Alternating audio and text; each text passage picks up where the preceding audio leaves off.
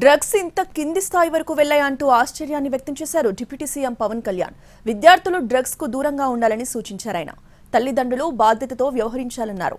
16 ఏళ్ల వయసు వచ్చే వరకు సోషల్ మీడియా అకౌంట్స్ ఓపెన్ చేయకూడదని, దీనిపై ప్రభుత్వం కూడా చర్యలు తీసుకుంటుందన్నారు పవన్ కళ్యాణ్. ఎలా ఉంది నాకు నిజంగా చాలా ఆశ్చర్యంగా ఉంటుంది. డ్రగ్స్ ఈ స్థాయికి వెళ్ళిపోయినాయా? పిల్లలకి చిన్నప్పుడు ఎప్పుడు వినేవాడిని నేను. అది ఒక దేశాన్ని చంపేయడం అంటే మత్తు మందుకి అలవాటు చేస్తే దేశం చచ్చిపోతుంది. మీకు ఓపియం వార్ తెలుసు, మీరు చిన్నప్పుడు మీరు పాఠాల్లో ఉంటాయి. మీకు చైనా ఓపియం వార్స్, అందరికీ మత్తు మందులు అలవాటు చేస్తే వాళ్ళకి తిరగబడే శక్తి పోద్ది, ఆలోచించే శక్తి పోద్ది.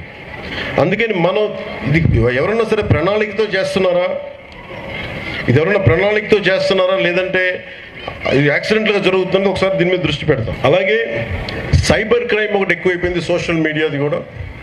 అది మీ బిడ్డలకు కూడా మీరు చెప్పాల్సిన తల్లిదండ్రులుగా చాలా బాధ్యతగా సోషల్ మీడియాను వాడాలి. ఈ మధ్యనే ఆస్ట్రేలియా గవర్నమెంట్ కూడా ఏం చేసిందంటే 16 ఏళ్ల వయసు ఉన్న వరకు అసలు సోషల్ మీడియా అకౌంట్స్ ఓపెన్ చేయకూడదని పెట్టారు. అలాంటివి కూడా ఆంధ్రప్రదేశ్ ప్రభుత్వం, భారతదేశ ప్రభుత్వం ఆలోచించేలా మేము చర్యలు తీసుకుంటామని తెలియజేసుకుంటాం.